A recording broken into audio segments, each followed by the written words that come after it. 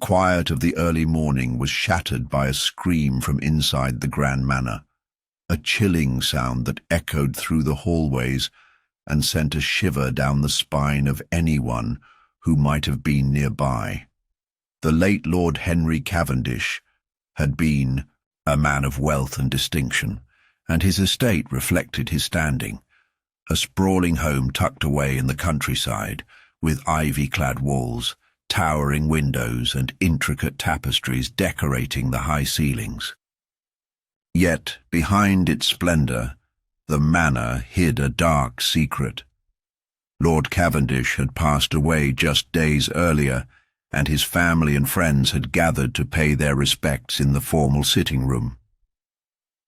The late Lord's widow, Lady Eleanor Cavendish, stood frozen before the polished oak vanity in her bedroom, staring down at a startling sight, a deep crimson stain spreading across the ivory lace of her delicate dress. At the center of the stain, nestled between her fingers, lay a peculiar emerald brooch, its stone gleaming faintly in the morning light. It was as though someone had planted it there deliberately, the brooch inexplicably pressed into her hand, as if it had been waiting for her to discover it. No one had entered the room since she'd retired for the night, yet here it was. No one had heard a sound, not even the faintest shuffle of a footstep. And yet the brooch had appeared, as though from nowhere. But this wasn't the only mystery. Along with the brooch, there was another detail that made no sense at all. A locked door. The heavy oak door leading to the balcony had been bolted from the inside, and yet Lady Eleanor had not heard a thing. In the days since Lord Cavendish's death, the house had felt unsettled, as if the very walls themselves were holding their breath. The discovery of the brooch would set in motion a sequence of events that would bewilder the inhabitants of Cavendish Manor. For the brooch itself was no mere trinket. It had been a family heirloom, passed down through generations. Its intricate design was unmistakable, an elegant clasp surrounded by a spiral of emeralds and diamonds, its craftsmanship so refined that it could only be created by a master jeweler. Lady Eleanor was shaken by the sight of it. The brooch had been kept in a display case in her husband's study. How could it have ended up in her hands? She had never even seen it out of its case before. And why had it been left on her dress in such a peculiar manner? Her heart pounded in her chest as she quickly locked the door behind her and rushed down the long corridor, her footsteps echoing in the empty halls. She had to get to the study. She needed answers. She had to understand what had happened. In the study, the brooch's display case sat on a mahogany desk. But the case was empty now, and the small lock on the desk drawer was ajar. Lady Eleanor's thoughts whirled.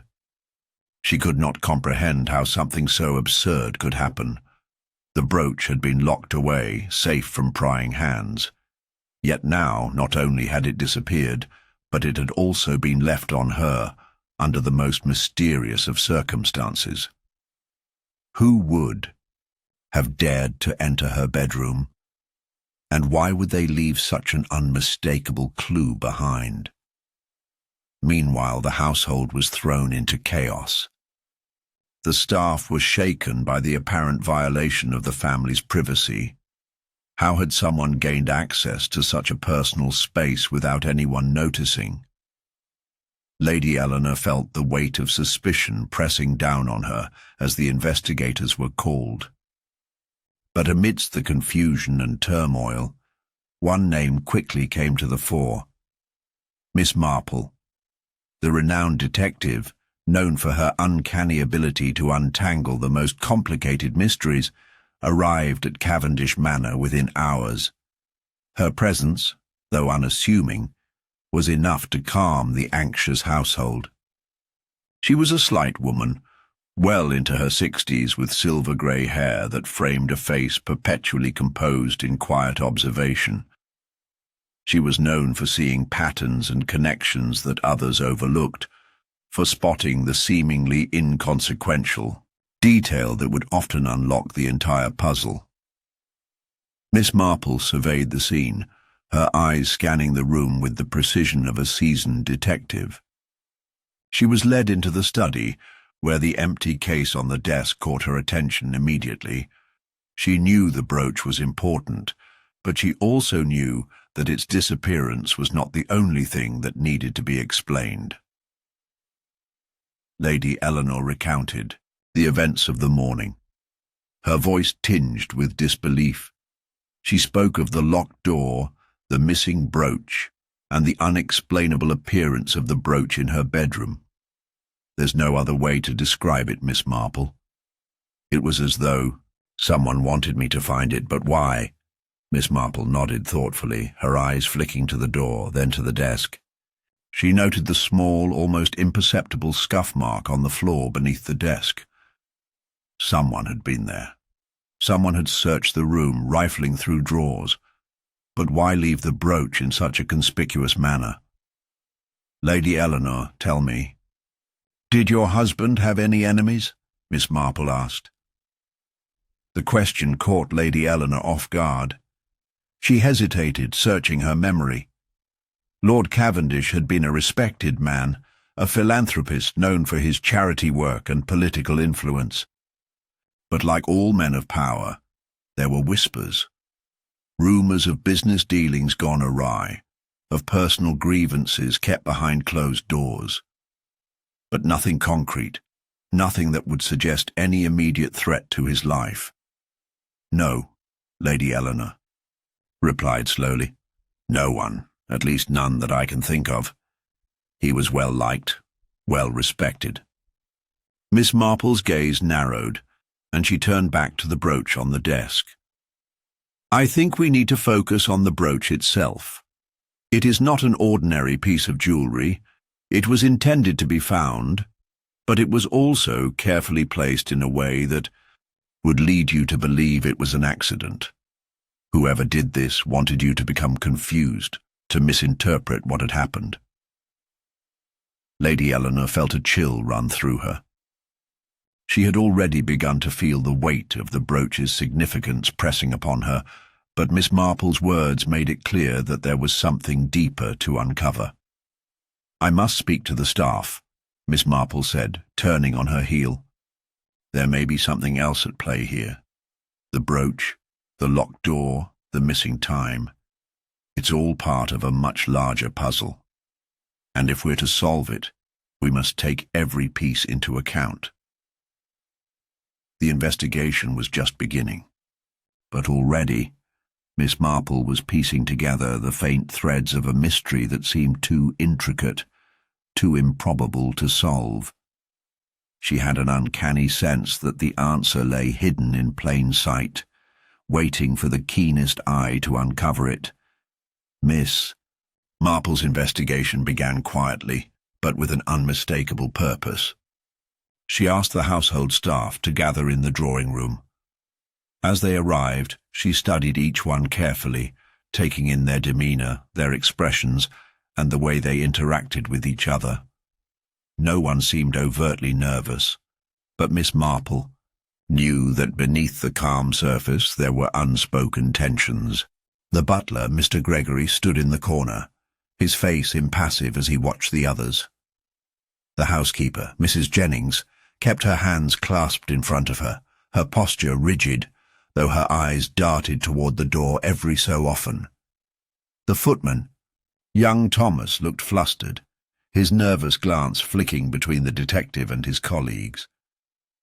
And lastly, there was the maid, Sarah, who seemed to be the most composed of the group, though there was a faint flicker of unease in her eyes as she gazed at the floor. Now, Miss Marple began, her soft voice carrying through the room, I trust that you all know why I'm here. I need to ask you all a few questions about the events surrounding the discovery of the brooch this morning. She paused, her eyes briefly settling on Sarah, the maid, before turning to the rest of the group. The brooch was found in Lady Eleanor's bedroom, where it had no business being. Someone must have entered her room during the night. Can any of you tell me who may have been in that part of the house, or if you noticed anything unusual? The staff exchanged glances, but no one immediately spoke. The silence stretched on for a moment, and Miss Marple allowed it to linger, giving each person time to process the question. Finally, it was Mr. Gregory the butler who spoke. "I assure you, Miss Marple," he said with an air of quiet authority, "there was no one who could have entered Lady Eleanor's room without being seen. I've been in and out of that corridor several times, and there were no signs of anyone's presence." Miss Marple's sharp eyes never wavered. "Not even in the dead of night, Mr. Gregory. The house can be a very large place, and it is of course possible for someone to slip by unnoticed, especially if they're familiar with the layout." Her gaze lingered on the butler's face, assessing him carefully. Gregory's eyes flashed briefly before he regained his composure. "I've been employed here for many years, Miss Marple. I know this house as well as I know my own home. I can assure you that nothing unusual happened last night." Miss Marple nodded, then turned to the others. "And the rest of you? Did you hear or see anything?" Mrs. Jennings, the housekeeper, cleared her throat and answered with an almost rehearsed calmness. "I heard nothing, Miss Marple. Everything seemed perfectly ordinary, as it always is during the night. I didn't hear any footsteps or voices." "And you, Thomas?" Miss Marple inquired, her eyes briefly resting on the young footman. Thomas fidgeted, his eyes shifting uneasily between his fellow staff members. I didn't hear anything either, Miss Marple. I was, tending to the front door late last night, making sure everything was locked up for the night." "Ah," Miss Marple said, leaning forward slightly. "And did you check the side door as well, the one by the garden?" Thomas hesitated. I suppose I did, yes. I always check the side door, Miss Marple." "Good," she replied, though her tone suggested no particular satisfaction. She made a small note in her book, and then turned to Sarah, who had remained silent throughout the questioning. "And you, Sarah?" Miss Marple asked gently, her gaze sharp beneath her soft expression. "What did you notice last night?" The maid shifted under the detective's scrutiny, a slight blush rising to her cheeks. I didn't notice anything out of the ordinary, Miss Marple. I went to bed early as usual." "But you heard nothing at all?" Miss Marple pressed, her voice unwavering. Sarah's eyes flickered for just a moment. Then she quickly nodded. "Nothing at all, Miss Marple." Miss Marple's gaze lingered on her. She had not seen any overt signs of deception in Sarah, but there was something about the young maid's response that seemed off. Perhaps it was the way Sarah's gaze lingered on her feet, or the tightness in her posture. "Very well," Miss Marple said, standing and dismissing the staff. "Thank you all. Please go about your duties. I will need to speak with Lady Eleanor next." As they filed out, Miss Marple made no outward indication that she had drawn any conclusions. She simply walked over to the sideboard, where a crystal decanter of brandy sat. Pouring herself a small measure, she sipped slowly, her mind working through the details. The staff had been careful with their words, each one covering the other. But there was something about the maid, something in the way she responded, or rather the way she didn't respond, that had caught Miss Marple's attention. She finished her drink and made her way upstairs to Lady Eleanor's rooms. The widow was seated by the window, staring out into the overcast morning. She looked tired, her usual composure strained. "Lady Eleanor," Miss Marple began gently, taking a seat opposite her. "I know this has been difficult, but we must continue. I have some questions that need answering." The widow nodded, her eyes tired but attentive. "Of course, Miss Marple. Ask me whatever you need." Miss Marple considered her words carefully. "You told me earlier that the brooch was in the display case in your husband's study. Do you recall the exact moment you last saw it there? When did you last look at it?" Lady Eleanor's brow furrowed slightly. "It must have been a week ago, when I was dusting the furniture. I remember thinking it was rather beautiful, but I didn't touch it. I always made sure to leave it undisturbed." Miss Marple nodded. "And when you found it this morning, it was just as you described, tucked in your hand?" "Yes," Lady Eleanor confirmed, "but I don't understand how it got there. It's impossible." Miss Marple smiled faintly, then glanced toward the bedroom door. "There's one more thing, Lady Eleanor. Could you tell me if the door was locked when you retired last night?" Lady Eleanor paused. I didn't lock it. I usually don't. I simply pulled it shut and went to bed. A slight, telling detail." Miss Marple's mind raced through the possibilities. If the door hadn't been locked, it meant someone had entered her room without leaving a trace. But the question was, who? Miss Marple's gaze settled on the brooch once more. There was something about it, something important, that no one had yet noticed. It was not just a clue. It was a message. But from whom and why? The truth was still just out of reach, hidden in the shadows of the manor, waiting for her to uncover it. And then, as Miss Marple turned to leave, something caught her eye. A small, glinting object lying just beneath the bed. A cufflink, its design unmistakable. The puzzle was beginning to take shape. The atmosphere in Cavendish Manor had grown heavier, each passing moment adding weight to the already tense air. Miss Marple's discovery of the cufflink beneath Lady Eleanor's bed was a significant one, a small but telling detail that seemed to hint at a deeper connection between the brooch and the events of the previous night. It was unlike anything Miss Marple had expected to find, and yet it seemed to tie the pieces together in a way that made sense only if the right questions were asked. As the day wore on, the investigation took on a more intense focus.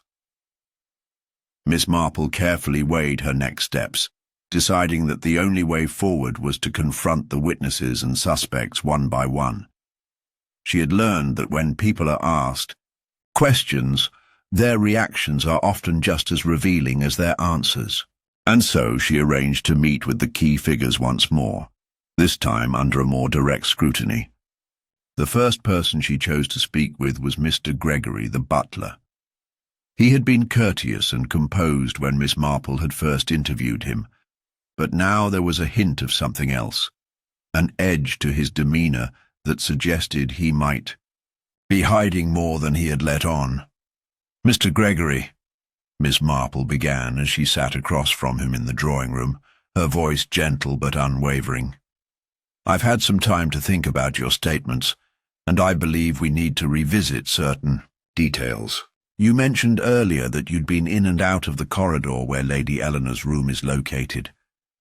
But, Mr. Gregory, were you ever in her room itself?" The butler's face remained impassive, but his eyes flickered ever so slightly. "I told you, Miss Marple, I was simply passing by. I've been in and out of the hallway several times. I did not go inside her room." "And yet," Miss Marple continued, "the door was not locked. Wouldn't that strike you as odd, given the circumstances? A locked door could suggest a more private, more deliberate entrance, don't you think?" Gregory straightened, his voice smooth but guarded. "The lady prefers it that way. She never locks her door, even when the household is asleep. I've worked for the Cavendish family for years, Miss Marple. I know the routine." Miss Marple studied him intently. And the brooch, Mr. Gregory? Do you have any insight into how it might have ended up in Lady Eleanor's room? The butler paused, his gaze shifting toward the window, but when he spoke, his words came quickly, as if rehearsed. I wouldn't know, Miss Marple. I have no idea how it could have happened. Perhaps it was misplaced, or perhaps it was meant to be found. People sometimes do strange things in times of grief. Miss Marple could feel the subtle resistance in his voice. Yes, people often do, she agreed quietly, her eyes narrowing ever so slightly. But I do believe there is more to the story here, Mr. Gregory. More than you are telling me. The butler's eyes briefly met hers before he looked down, at his hands, his knuckles tightening imperceptibly. He was hiding something, and Miss Marple knew that the longer she kept him talking, the closer she would get to the truth. But there was a certain coolness about him, an unsettling calmness that made it difficult to pinpoint his exact role in the mystery. As Miss Marple left the room, she couldn't shake the feeling that Gregory was hiding something crucial. But, for now, she turned her attention to the next person on her list, Mrs. Jennings, the housekeeper. When she entered Mrs. Jennings's small, modest quarters, the older woman stood up at once, her demeanour prim and formal. She had a way of carrying herself that suggested a lifetime of experience with the aristocracy, polished, professional, and just a touch aloof. Mrs. Jennings, Miss Marple began, her tone as gentle as it had been with Gregory. I've been reviewing the facts, and I would like to ask you a few questions. We've heard from several of the staff that you heard nothing unusual last night. Is that correct? The housekeeper's face remained unreadable, her hands folded neatly in front of her. Yes, Miss Marple, I heard nothing. I went to bed early, just as usual. And the brooch? Miss Marple pressed.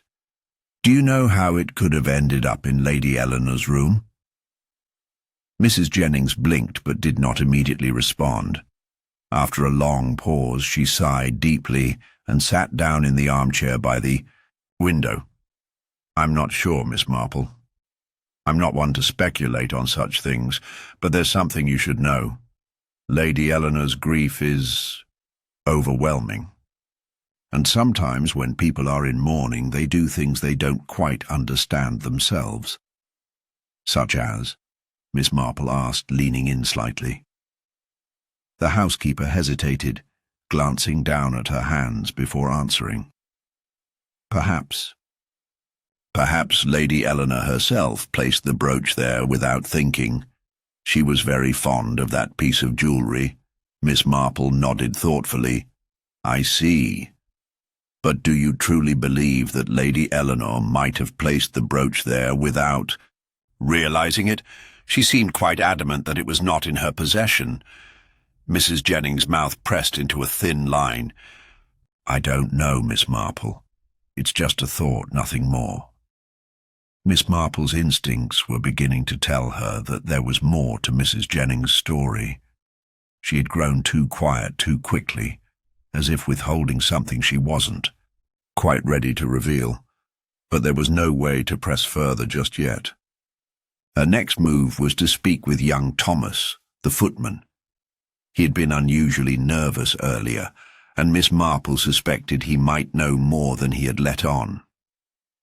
When she found him in the hallway, his posture was stiff, and he avoided looking her directly in the eye. Thomas, Miss Marple began, her voice soft but direct. I need to ask you a few questions about last night. Did you see or hear anything that might be helpful in solving this mystery? The young man shifted on, his feet, his hands twitching as though unsure what to do with them. I told you earlier, Miss Marple, I didn't hear anything. I was just doing my rounds, checking the locks, that's all. Miss Marple nodded, but there was a subtle undercurrent in his voice that made her pause. And the brooch, Thomas? Did you notice anything odd about it? At this, Thomas's eyes widened, and he took a deep breath, his face flushing slightly. No, Miss Marple, I didn't see the brooch. I don't know anything about it. Very well, Miss Marple said, observing him closely. But you seem nervous, Thomas. I believe there is more you know than you're willing to share. The young footman swallowed hard, his gaze darting toward the staircase, but he didn't answer. Miss Marple didn't press him further, for she had seen what she needed to. The contradictions were stacking up, small inconsistencies in each person's account, hints of tension beneath the surface. No one seemed entirely forthcoming. Each person's version of the events was different, and the small threads of deception were beginning to unravel, slowly but surely. And then, as she turned to leave Thomas's side, she noticed something else, a faint, fresh mark on the wooden floor hidden in the shadows near the hallway. It was almost too subtle to notice at first, but upon closer inspection, it was clear that it had been recently disturbed. Something had been moved here. Something small, perhaps not important at first glance, but Miss Marple knew better. Each of these small pieces, the misplaced cufflink, the contradictory stories, the hidden marks, was building toward a revelation. The truth, she knew, was only a few steps away. But the path was becoming increasingly complex, and someone in the house was willing to go to great lengths to hide it. The evening was drawing in, the sun's dying rays casting long shadows over Cavendish Manor. Yet Miss Marple remained at the heart of the case, undeterred by the growing sense of urgency. Each new discovery, each contradiction, only deepened the puzzle. There was no shortage of motives at play, and every new detail seemed to reveal yet another layer of complexity. Greed, jealousy, revenge, and fear. Each of the suspects had a potential reason for being involved, but none of the explanations alone fit neatly into the growing web of deception. The more Miss Marple considered the events, the more convoluted the situation became. Still, there was something she knew. If she could untangle the threads one by one, the truth would soon become clear. The brooch, the missing, misplaced symbol of Lady Eleanor's late husband's affection, was clearly at the centre of it all, but the hows and whys of its sudden reappearance were not so simple. It could be something as innocent as a tragic mistake, or something far darker. But if it was something darker, Miss Marple was certain it was tied to one of the household's own, and that person had a motive. Miss Marple began with the smallest detail that had been bothering her. Thomas, the footman. His nervousness had been palpable during their conversation, but his reaction to her questioning about the brooch had been especially telling. Why was he so quick to deny knowing anything about it? She had asked him about the brooch in passing, but there was an undeniable flicker of fear when she mentioned it. Miss Marple considered the possibility that Thomas might have been hiding something crucial, not just about the brooch, but about his involvement in something much more sinister. It wasn't hard to imagine what might be motivating him. As a young man, Thomas had come from humble beginnings. He had been in the employ of the Cavendish family for just under 2 years, and Miss Marple could tell that he often held himself apart from the others, perhaps feeling the weight of his social position. But what if that weight had caused him to act recklessly? What if the brooch, a valuable family heirloom, had tempted him to take more than his fair share? A sudden pang of greed might have driven him to enter Lady Eleanor's room in search of wealth or opportunity, but the results had been far more complicated than he could have anticipated. Miss Marple couldn't ignore the possibility that Thomas had entered the room, but perhaps in his haste he had left something behind, a mark, a clue to implicate him further. but greed alone couldn't explain the missing brooch, not when the others seemed so eager to participate in the investigation. That was where Mrs. Jennings came in. The housekeeper had been unusually calm during their interview, her answers measured, almost too perfect. Miss Marple had detected the slight tremor in her voice when she had suggested that Lady Eleanor herself might have misplaced the brooch. Mrs. Jennings, as it turned out, had worked for the Cavendish family for more than 20 years. She had known Lord Cavendish well and had served him faithfully through decades of family gatherings, often acting as a silent observer to the private affairs of the household. Her loyalty was unquestionable, at least on the surface. But loyalty could be a dangerous thing, Miss Marple mused. Mrs. Jennings had been close to Lord Cavendish, and it was no secret that the two of them had often shared private moments late night, discussions that had left the rest of the household in the dark. What if there had been something more between them? What if, in her loyalty to Lord Cavendish, Mrs. Jennings had become privy to secrets that no one else knew? Perhaps she had uncovered something she wasn't meant to, something that could tarnish the family name. And perhaps she had done what she could to protect herself or the legacy of her former employer. The web of motives grew more complex as Miss Marple turned her thoughts back to Mr. Gregory, the butler. Gregory had been in the manor long before Lady Eleanor's arrival, and his connection to the family was almost as deep as Mrs. Jennings's. But unlike the housekeeper, Gregory didn't seem as overtly loyal to the family. He was calculated in his responses and had been more reluctant to reveal his knowledge of the house's inner workings. Miss Marple had noticed the glint in his eyes when she had mentioned the brooch, and she now wondered if he had known more than he had let on. What if Gregory's motives weren't about loyalty or betrayal, but about power?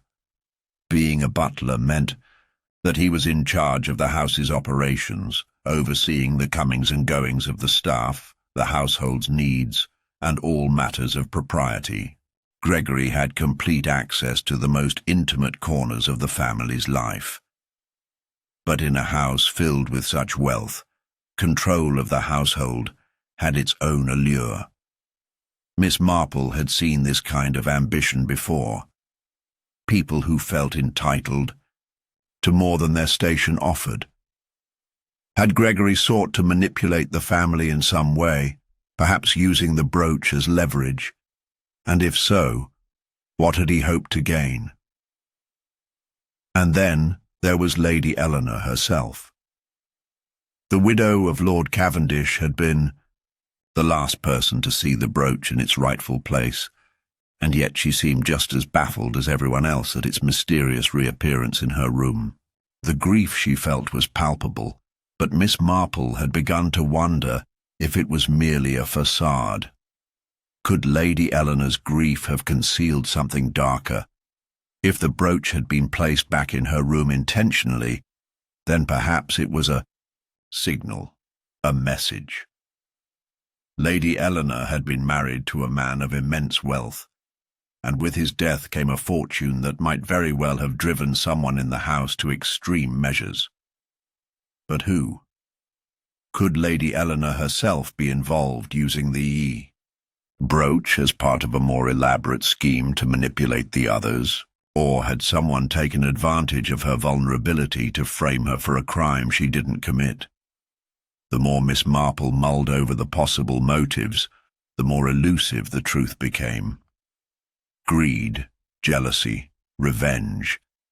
There were too many threads to follow, too many possible angles to consider. But as she sat in her quiet corner of the drawing room, a single thought crystallized in her mind. One of them was lying. They all had motives, but one person had orchestrated this intricate web, pulling at the strings with a careful hand, ensuring that no single thread would reveal the entire picture.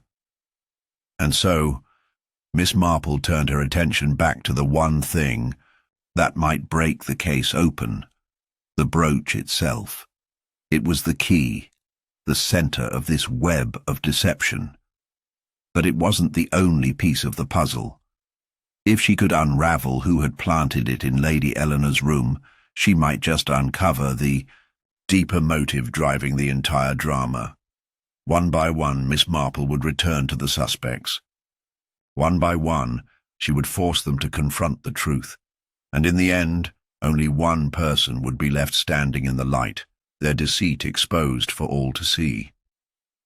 The motive maze was beginning to unfold, and soon its twists and turns would lead Miss Marple to the center, where the heart of the mystery and the person behind it awaited.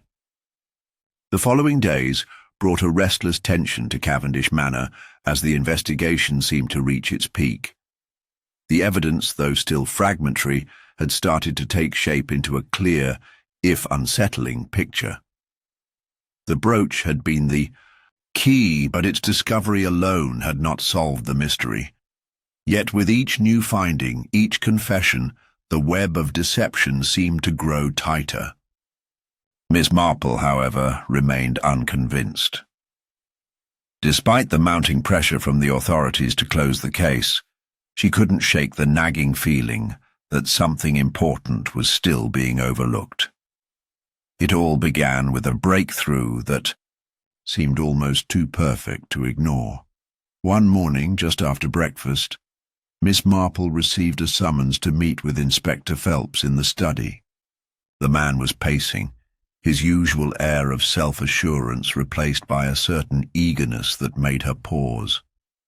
"Miss Marple," he began, his tone almost triumphant, "we've found something.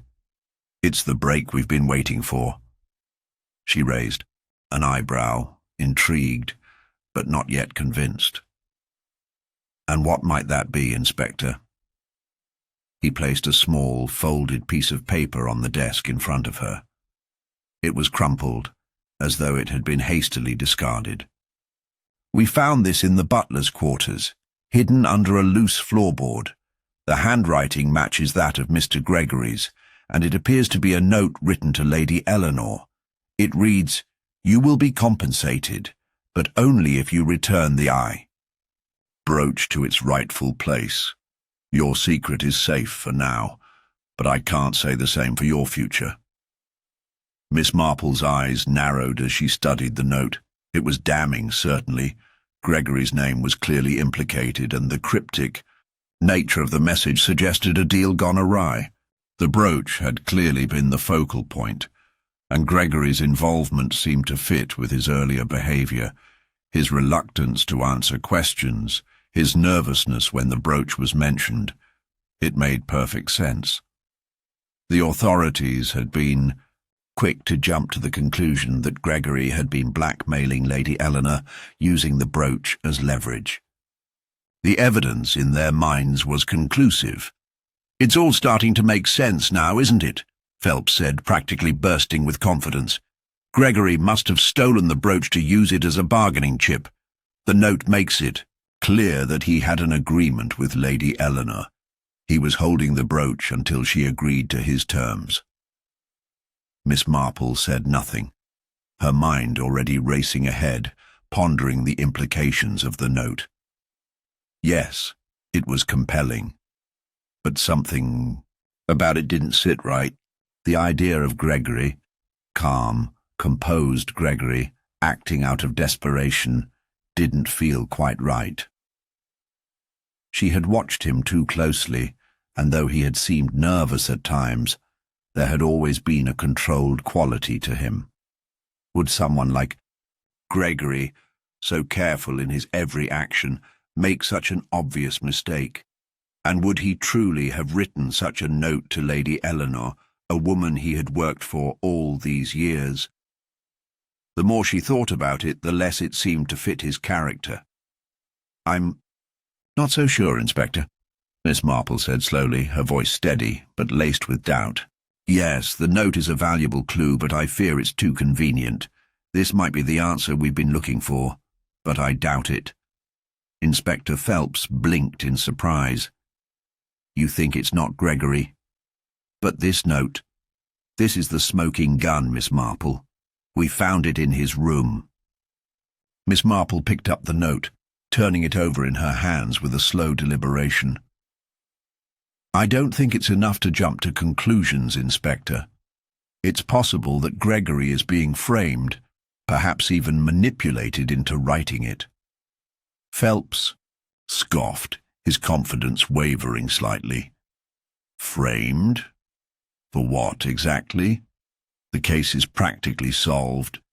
Gregory's been acting strange from the beginning. He's the only one who had the opportunity to take the brooch. And now we have this note. What more do we need? Miss Marple placed the note down carefully. I agree that Gregory has a great deal to explain. But if he were the one who had written this note, why would he have hidden it so carelessly? And why now?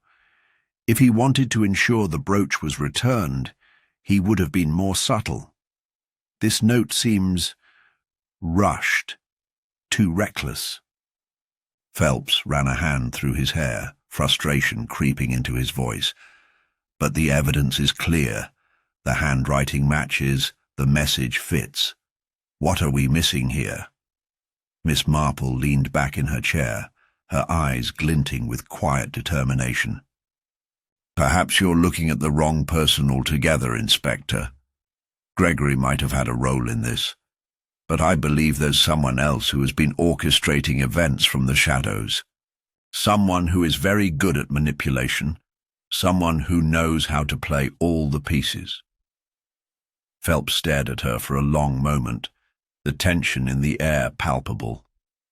He clearly didn't share her doubts, but his instincts told him that Miss Marple was rarely wrong. So you think someone else is pulling the strings? Yes, Miss Marple said softly. I do. Phelps nodded slowly, though he didn't seem fully convinced. We'll keep looking into it, but I have to say this is a huge break. I'm prepared to arrest Gregory. You're certain about this? Miss Marple hesitated, then gave a small, almost imperceptible nod. Go ahead with your arrest, Inspector, but don't lose sight of the bigger picture. As Phelps left the room, Miss Marple remained seated, the weight of the investigation pressing down on her. She knew that a false victory was often the most dangerous kind, and in this case, the more she examined the details, the more convinced she became that they had fallen into a carefully laid trap. Gregory, while certainly implicated, was too easy a target. Someone else, someone much more calculating, had planted the evidence, and now they were waiting for the authorities to act, to declare victory, all the while ensuring that their own role in the crime would remain hidden. Bidia. Marple's thoughts turned to the other suspects, to the tangled motives that had been playing out before her eyes. The more she thought about the dynamics between the household members, their relationships, their histories, the clearer it became that the solution wasn't as simple as it appeared. There were still pieces of the puzzle missing, and they were far from finding the full picture. She stood up from the chair, her eyes narrowing with resolve. She would not let this case slip through her fingers. The false victory had been a momentary triumph for the authorities, but Miss Marple knew that the real criminal was still out there, waiting for their next move, and it was only a matter of time before the truth came to light. But for now, there was work to be done. The investigation was far from over, and Miss Marple would not rest until she had untangled the full, twisted web of deception that had ensnared the Cavendish household. The arrest of Gregory, though swift, had not brought the sense of resolution the authorities had hoped for. In fact, it had only deepened the mystery. Miss Marple continued to watch with quiet resolve as Inspector Phelps and the others proceeded with their hasty conclusions. There was a palpable air of finality to their actions, yet she could sense that something was still amiss. And as she sat in the quiet of her study reviewing the facts once again, a new thought struck her. A thought that had been lingering just out of reach. It wasn't the brooch itself that was the true key to the case. It was the connections, hidden and forgotten, that had been buried beneath years of silence. One small detail had been overlooked, a subtle link between the suspects, and that connection was about to change everything. The housekeeper, Mrs. Jennings, had been a part of the Cavendish household for more than 2 decades. Miss Marple had always known that people who served in such roles tended to remember things, details that the family might prefer to forget or even suppress. But it wasn't Mrs. Jennings' knowledge of the present that had drawn Miss Marple's attention. It was her past, a past that no one seemed to have questioned. Before coming to Cavendish Manor, Mrs. Jennings had worked for another prominent family, Lord Hargroves. The connection had never seemed particularly relevant until now, but as Miss Marple reviewed the household staff's background, a faint memory stirred. The Hargrove family had been marred by scandal years ago, a scandal involving a missing heirloom, a family heirloom remarkably similar to the Cavendish brooch. The brooch had been lost, and in its place, a great deal of suspicion and distrust had poisoned the family's relationships. The case had never been solved, though whispers of blackmail and betrayal had echoed through the halls of the manor. Could it be that Mrs. Jennings had witnessed something during her time there? Had she been involved in the disappearance of that particular brooch? Miss Marple's mind raced, and she felt a cold chill wash over her. Could the two incidents, separated by years and families, be connected? A feeling of inevitability settled over her. She had long suspected that Mrs. Jennings's calm demeanour hid something darker.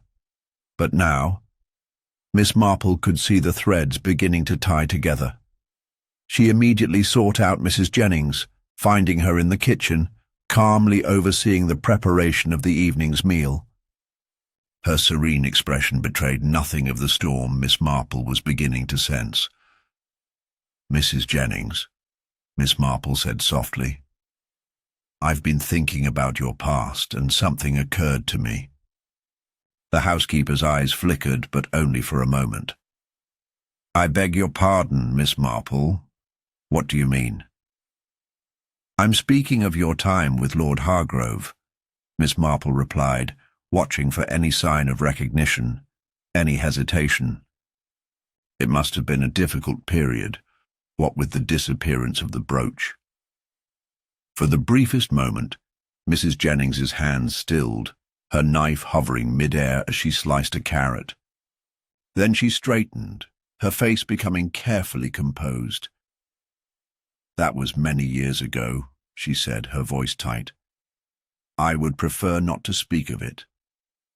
Miss Marple stepped forward, her gaze steady. "But Mrs. Jennings, I do believe it's important. I think you may hold the key to understanding why this brooch has resurfaced and why it's tied to the Cavendish family." There was a long silence, and for the first time Miss Marple saw a crack in the housekeeper's armour. Mrs. Jennings' fingers trembled slightly as she placed the knife down, her eyes darkening with what appeared to be fear. "What are you suggesting, Miss Marple?" she asked, her voice low. "I'm suggesting that the brooch you misplaced at Lord Hargrove's manor is the same one that has gone missing here, and that the two incidents are linked. Perhaps you know more about this brooch than you've let on." Mrs. Jennings took a step back, her hand gripping the edge of the counter. The colour drained from her face, and for a moment Miss Marple thought she might collapse.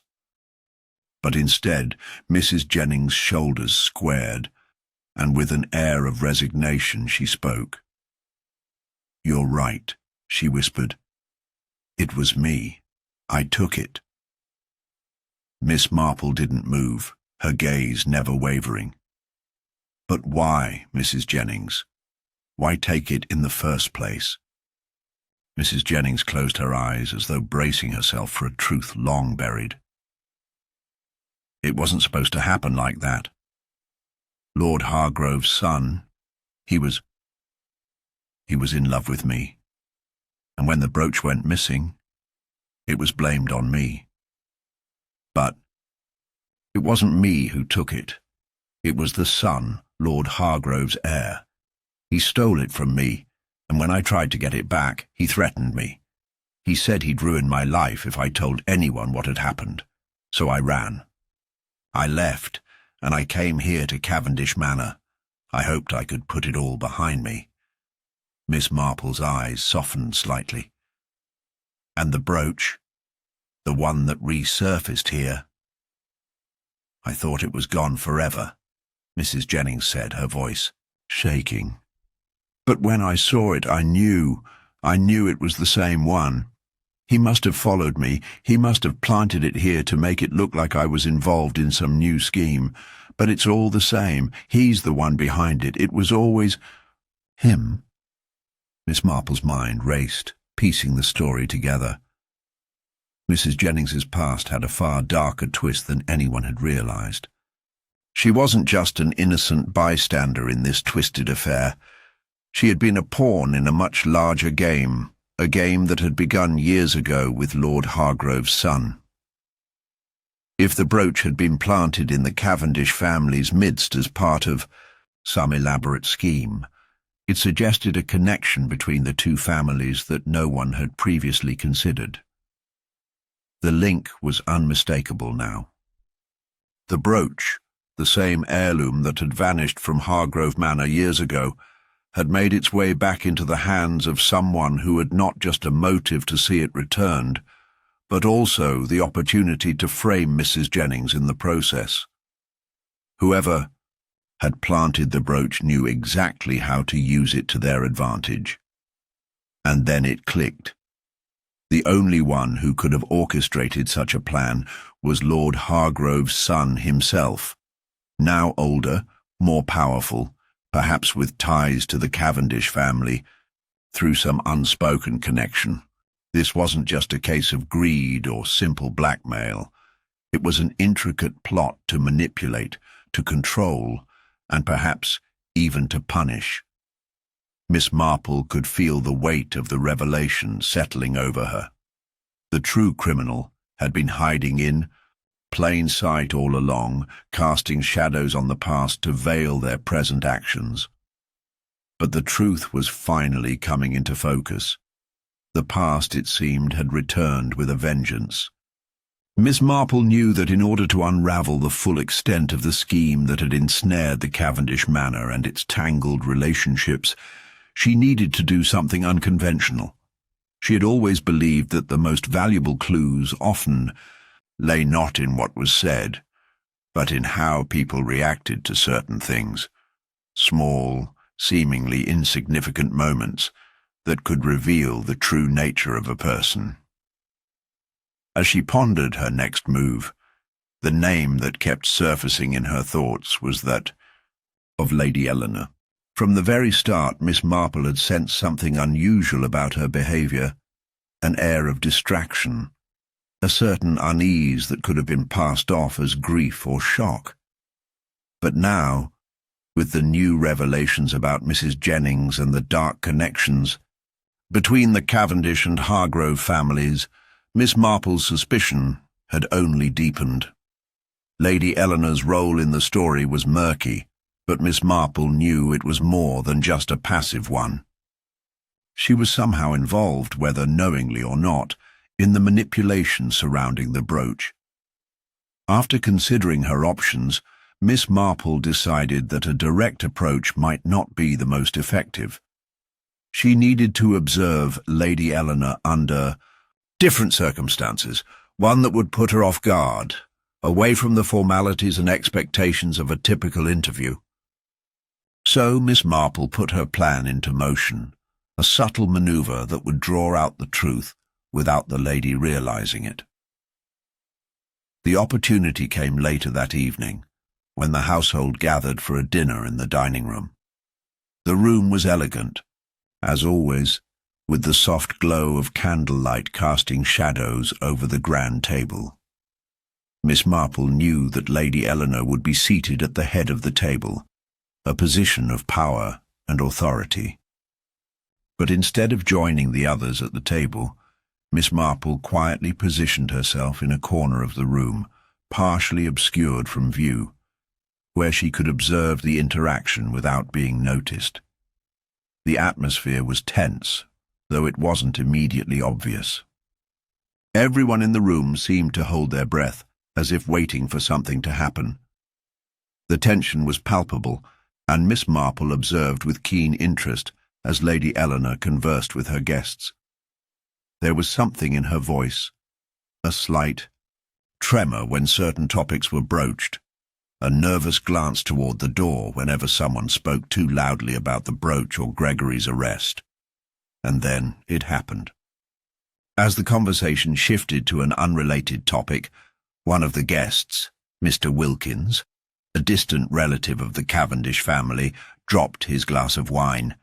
It shattered on the floor, the sharp sound echoing through the room. Everyone froze for a moment, startled by the interruption. But Miss Marple's attention was immediately drawn to Lady Eleanor, who had been sitting rigidly, her gaze fixed on the broken glass with an intensity that was almost unnerving. For a split second, Lady Eleanor's hand shook. She had masked it well, quickly reaching for her napkin and wiping her hands as though nothing had happened. But Miss Marple had caught the flicker of fear in her eyes, the subtle tension in her posture. It was a reaction that didn't match the situation. Someone who had been merely startled would not have reacted with such palpable fear. The moment passed, and Lady Eleanor quickly recovered, her usual composure returning as she calmly excused herself from the table, citing a headache as her reason for leaving. Miss Marple didn't follow her immediately, but instead she turned her attention to the other guests. None of them seemed to have noticed anything unusual about Lady Eleanor's behavior. To them, it had been just another social gathering with the usual minor distractions. But to Miss Marple, it was the key to understanding what was truly going on beneath the surface. As the evening wore on, Miss Marple quietly excused herself from the dining room and made her way to the hallway. She had already guessed where Lady Eleanor had gone. The lady had retreated to her study, as she often did when the stress of the household became too overwhelming. Miss Marple's steps were silent as she approached the door, listening carefully. Inside, she could hear the faint sound of Lady Eleanor's voice, soft, almost pleading, as she spoke to someone on the other side of the room. Miss Marple moved. Closer, her curiosity piqued. There was no mistaking the tone. It was a conversation that had nothing to do with the brooch or the investigation. It was personal, urgent. Miss Marple hesitated for a moment, then made her presence known by gently knocking on the door. Lady Eleanor's voice faltered, and for the briefest of moments, Miss Marple thought she might have heard a second voice, low and indistinct, as though someone was whispering in the room. "Come in, Miss Marple," Lady Eleanor called, her tone steadier than it had been moments before. Miss Marple entered, her expression calm and measured. Lady Eleanor sat behind a large desk, papers scattered in front of her. Her face was pale, her eyes red-rimmed. She had clearly been crying, though she tried to hide it behind a mask of professionalism. "I didn't mean to intrude," Miss Marple said, her voice soft but deliberate. "I simply wanted to check on you. You seemed a bit unwell earlier." Lady Eleanor managed a thin smile, though it didn't reach her eyes. "I'm fine, Miss Marple. Just a bit of a headache, as I mentioned. Miss Marple nodded, studying her closely. I see. And is everything well with the household? No further disturbances? Lady Eleanor's gaze flickered for a moment, her fingers tightening around a piece of paper on her desk. She quickly placed it down, as though she had been holding onto it for reassurance. Everything is fine, Lady Eleanor replied, though her voice lacked conviction. Miss Marple stepped forward, her tone becoming more measured. I trust you're not involved in any way with the events surrounding the brooch, Lady Eleanor. I know how troubling all this must be for you. The question seemed to catch Lady Eleanor off guard. She looked up at Miss Marple, her expression flickering with something Miss Marple couldn't quite place, fear perhaps, or guilt. But it was gone in an instant, replaced by a smooth veneer of politeness. I assure you, Miss Marple, I am not involved, she said quickly, her words almost too rehearsed. It's a family matter, and I wish it weren't troubling anyone. Miss Marple didn't respond immediately. Instead, she walked over to the desk and picked up the piece of paper Lady Eleanor had just set down. She didn't examine it closely at first, but as soon as her eyes skimmed the contents, a sense of realization struck her. It was a letter, one that had been carefully folded and hastily hidden. The writing was familiar to her, though she couldn't immediately place it. The contents were brief, but there was a clear demand for Lady Eleanor to remain silent, or else the truth about the brooch would be exposed for all to see. The letter, Miss Marple realized, was not a plea, it was a warning. Lady Eleanor's reaction confirmed everything. She had been threatened, coerced into keeping her silence. And there, in that very room, the final piece of the puzzle had fallen into place.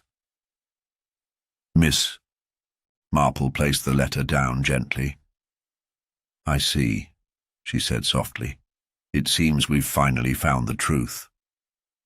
Lady Eleanor's eyes widened, and for the first time the mask of composure faltered. The cracks were beginning to show, and with them the real story was unfolding. The night stretched on, and Miss Marple felt the weight of the evening's discoveries press heavily on her. The pieces of the puzzle were finally beginning to fall into place. Lady Eleanor's veiled threats, her connection to the brooch, the hidden letters. But she knew better than to assume the case was nearing its end. There was always something, lurking just beyond the grasp of certainty, something she had yet to uncover. And as she pondered the delicate situation, a sense of foreboding crept into her thoughts. There was no way this investigation could proceed without someone attempting to derail it. The next morning, the tension in the air at Cavendish Manor was thicker than ever. Word had spread of Lady Eleanor's involvement, and the family, though hesitant, began to unravel their own secrets. It seemed as though the case might be nearing its conclusion, but Miss Marple could not shake the feeling that the final breakthrough would come at a cost. She was alone in the library, sifting through the documents related to the brooch when the first sign that something had gone terribly wrong reached her ears. The hurried footsteps down the hallway, the sharp knock on the door, and the distressed voice of Inspector Phelps all signaled trouble. Miss Marple, he said breathlessly, his face flushed with urgency. You must come at once. It's gone. The brooch! Someone took it! Miss Marple stood immediately, her pulse quickening. The brooch, the very key to unlocking the tangled web of lies and deceit, had vanished. Who could have? She began. But Phelps was already leading her down the corridor toward the study, where the brooch had been securely kept in a locked box, under the careful supervision of the family. The study door swung open with a creak, revealing chaos. The room, once orderly, now stood in disarray. The lock on the Brooch's case had been expertly picked, and the case itself lay open and empty. The brooch, shiny, sharp, and irreplaceable, was gone. The only trace of its presence was a small scrap of paper wedged under the desk, as though it had been hastily shoved there to cover up a crime.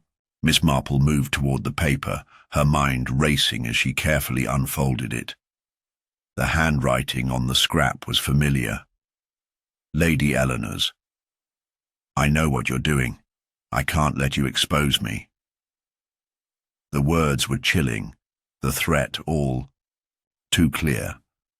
Someone had intervened, someone who was willing to go to great lengths to bury the truth. Lady Eleanor's fear was palpable now, but her desperation had led to an even darker path. The brooch had been taken, and with it, any hope of swiftly solving the case was now lost. Phelps, his face a mask of frustration, turned to Miss Marple. "This is becoming a nightmare. Whoever did this is deliberately obstructing the investigation, and we have no idea who to trust anymore." Miss Marple remained calm, her mind shifting into a higher gear. "It's not just the brooch that's gone, Inspector. Whoever took it knew exactly where to look and how to get in undetected. This was no random act, it was deliberate, and whoever did it is now even more dangerous than before." Phelps ran a hand through his hair, clearly at a loss. "So what now?" Miss Marple paused, scanning the room for any clue that might have been left behind. It was when she caught sight of the window, slightly ajar, the faintest trace of dirt on the sill, that a realization hit her. The thief hadn't just stolen the brooch. They had also tampered with the scene in a way that suggested someone was trying to frame someone else, perhaps even manipulate the evidence to make it seem like a break-in. "Inspector," Miss Marple said, her voice sharp, "we need to look at this differently. I believe someone in this house is trying to divert suspicion. The open window isn't just an oversight. It's a deliberate attempt to make it look like a random thief broke in. But we know that's not the case. This theft was carefully planned." Phelps followed her gaze and nodded. "You're suggesting it's someone in the house?" Miss Marple's eyes narrowed. "Precisely. Someone here knows exactly what they're doing. They knew where the brooch was kept, and they knew how to access it without leaving a trace. This isn't the work of an outsider. The person we're looking for is someone who has access to this house, someone who can manipulate the situation from within." As they spoke, footsteps echoed in the hallway once again, this time more deliberate, and the door to the study creaked open. Lady Eleanor stepped in, her face pale, her eyes red-rimmed from the previous night's emotional strain. "Inspector," she began, her voice shaking, I came to ask about the brooch. I thought it was here." She faltered upon seeing the chaos in the study, her gaze flitting nervously between Miss Marple and the empty case. She seemed genuinely startled, but Miss Marple had learned long ago to watch the smallest movements of a person, the way they shifted their weight, how their gaze darted to certain objects or people. In this moment, Miss Marple saw the slight tightening of Lady Eleanor's lips, the almost imperceptible glance toward the window. "I don't know what to say," Lady Eleanor continued, her voice faltering. "I'm just as distressed as you, I assure you." Miss Marple took a step closer, her tone calm but unwavering. "You seem upset, Lady Eleanor, but I'm afraid I must ask you a difficult question. Where were you last night, just before we discovered the brooch was missing?" Lady Eleanor's face stiffened, and for the first time her usual composure slipped. She hesitated. "I was in my room. I told you, I wasn't feeling well." Miss Marple tilted her head slightly, as though considering the answer. "Of course. But you didn't see anyone near the study or hear anything unusual. Lady Eleanor's fingers twitched, but she quickly folded her hands in front of her, as though to conceal her nervousness. No, I didn't hear anything. Interesting, Miss Marple said, her voice barely above a whisper. You see, Lady Eleanor, there's something about the way the brooch was taken, something about the way the scene was staged, that doesn't sit right with me. And that, something tells me that the person who took it wanted to make it seem like a break-in, someone on the outside. But they overlooked one detail. Lady Eleanor's gaze shifted to the window again, her eyes darkening for a fraction of a second, before she forced herself to look away.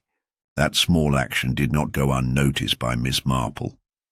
The person who took it, Miss Marple continued, is someone who's trying to cover their tracks.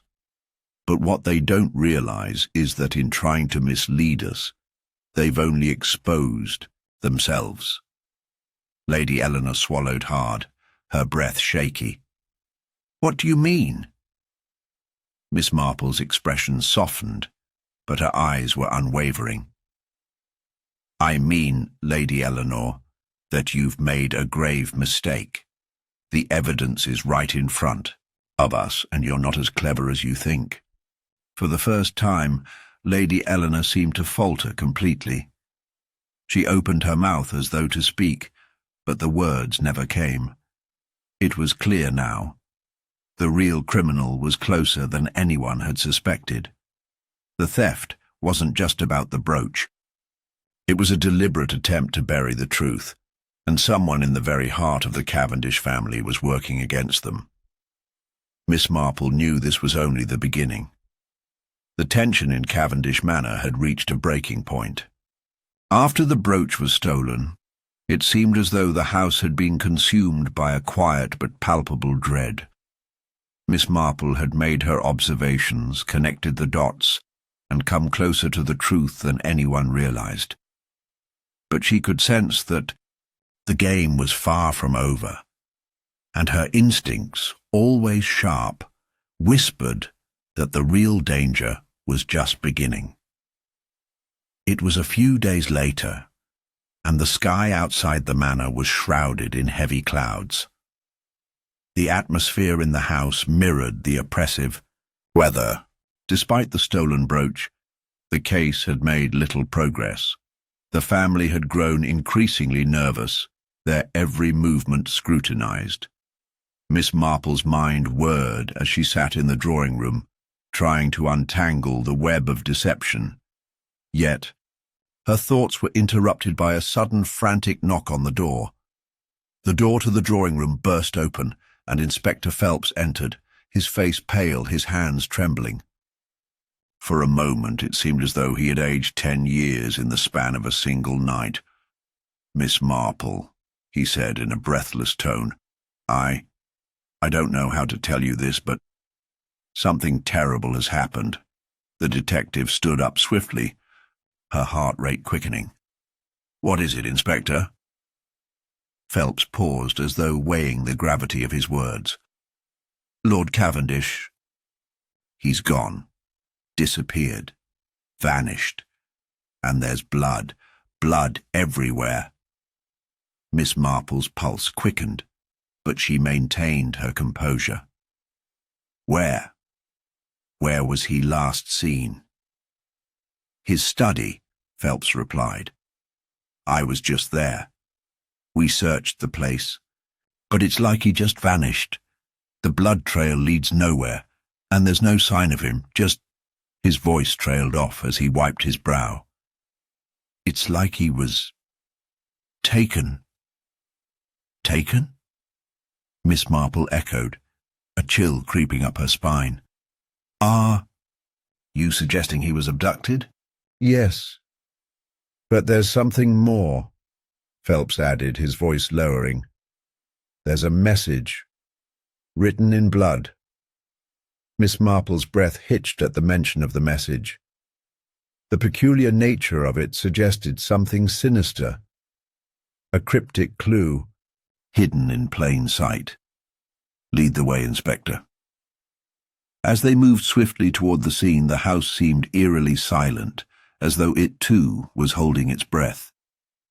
They reached Lord Cavendish's study, where the room was now a grim crime scene, lit only by the flickering light of a single candle. The bloodstains were stark against the polished floorboards, the trail curving toward a window that had been left slightly ajar. Miss Marple's sharp eyes took in every detail. The message, written in deep, dark red, was sprawled across the wall. The past is not dead. It never was. The words seemed almost poetic, cryptic in their meaning, but with a clear and unmistakable threat. Phelps stepped forward, a look of confusion on his face. "What do you make of this, Miss Marple? Who would leave such a message?" Miss Marple's mind began to churn, her thoughts running in a million directions at once. It's a message. Yes. A message meant to confuse and manipulate. But more importantly, it's a message from someone who knows the history of this family. Someone who has been watching, waiting. The blood trail that led toward the window told her something she already suspected. Whoever had taken Lord Cavendish was careful, methodical. They had planned every step. And this wasn't a random act of violence. No, this was something far more personal. There was a deep, tangled connection to the past, one that reached back far beyond the brooch, far beyond the theft. The past was coming alive again with deadly consequences. Suddenly a voice broke through her thoughts. "Miss Marple!" Inspector Phelps called urgently. "Come quickly!" Miss Marple followed him toward the far corner of the room, where an old cabinet had been thrown open. Inside, hidden behind a row of books, was a letter. It wasn't the kind of letter one might expect to find in a family study. It was old, yellowed with age and sealed with an emblem that Miss Marple recognized instantly. It was the emblem of the Cavendish family, a symbol that had long been forgotten by the family itself. She opened the letter carefully, her hands steady, despite the tension in the air. As she read the contents, her mind began to piece together the fragments of the puzzle that had eluded her. The letter was a confession, a record of something that had happened many years ago, something that had been covered up, buried in secrecy. The letter spoke of a betrayal. Lord Cavendish had been involved in something dark in his past, something that he had tried to hide from his family. It was a connection to a crime that had been swept under the rug, an old enemy who had returned to claim their revenge. Missy. Marple closed her eyes for a moment, letting the gravity of it settle in. The present crime, the disappearance of Lord Cavendish, was tied directly to the past, and someone had been waiting for this moment to take action. "We need to find Lord Cavendish," Miss Marple said quietly, turning to Phelps, "and we need to do so quickly." But as they moved to search the estate, the door to the study creaked open again. This time it wasn't Phelps who entered, but Lady Eleanor. Her face was pale, and her hands were trembling. She didn't need to say anything. Her appearance spoke volumes. She had been waiting for the news, and now she could no longer hide her fear. I heard," she said, her voice barely above a whisper. Is he dead?" Miss Marple studied her carefully, but this time there was no sharpness in her gaze, only quiet observation. "Lady Eleanor, I'm afraid this is no time for games. Lord Cavendish is missing, and we must find him." Lady Eleanor's lips quivered. "You don't understand. He's not just missing. He's been taken by someone who knows everything. Someone who wants revenge. Miss Marple held Lady Eleanor's gaze for a moment, her mind working through the pieces of the puzzle. There was more to this than just a missing man and a cryptic message. The danger was escalating, and with it, the stakes of the investigation. "We need to move fast," Miss Marple said, turning on her heel. "The person behind this is still out there, and they're already planning their next move." As they exited the room, the sound of a door slamming somewhere deep within the house echoed through the corridors. Miss Marple froze, her instincts flaring. Whoever was behind this was still very much in control. The question now was whether they could catch up, or if the villain had already anticipated their every move. The game had shifted. It was no longer just about solving the mystery of the brooch or finding a missing man. It was a race against time, and someone was still several steps ahead. Miss Marple stood still in the middle of the hallway, the cold air of the manor pressing against her. The echo of the slammed door still reverberated in her mind. She could almost hear the whisper of footsteps in the shadows, as if someone were watching them, always just out of reach. The storm outside had intensified, and the wind howled like a warning. It wasn't just Lord Cavendish who was in danger now, it was everyone in this house. As she walked down the corridor, her eyes scanned the walls, the portraits of long-dead ancestors staring back at her with their lifeless eyes. She needed to concentrate. Every moment mattered now. Phelps was close behind her, his brow furrowed in frustration. "Miss Marple," he said, "I don't understand. How could Lord Cavendish just disappear like that? And that message, what do you think it means?" "It's a message, yes," she replied quietly, her voice steady but firm. "A warning. But it's also a clue. Someone's left it on purpose. And it's not just for us, it's for the family too." Lady Eleanor was a few paces ahead, walking with a stiff, forced elegance. But Miss Marple noticed the subtle tremor in her fingers as she adjusted the clasp of her necklace. She had seen this before, this mixture of fear and guilt, though Lady Eleanor had been careful to hide it. The lady's attention was fixed somewhere ahead, but her eyes seemed glazed, as though she were trapped in her thoughts. The investigation had reached a critical point. With every step they took, the complexity of the case deepened, but it was in the smallest, most inconspicuous details that Miss Marple found her focus sharpening. She had learned over the years to trust her instincts, and right now, something was nagging at the back of her mind. She felt as if she were on the verge of discovering a truth that had been hiding in plain sight all along. As they approached the stairs, Miss Marple caught a faint glimmer of something lying on the floor, a single delicate earring, its design unmistakable. It wasn't just any piece of jewellery, but one that she had seen before, the Cavendish family crest, a symbol of a long-forgotten alliance between two wealthy estates. It wasn't the type of item you'd find lying about carelessly. She crouched down and picked it up, the cool metal in her hand sending a jolt of recognition through her. The earring had been missing for years, part of an heirloom set that had once belonged to Lady Eleanor's grandmother. It had been rumoured to be lost, and the family had never made a move to replace it, convinced it had simply disappeared. But now, here it was. "Lady Eleanor," Miss Marple said, her voice calm but probing. "Do you recognize this?"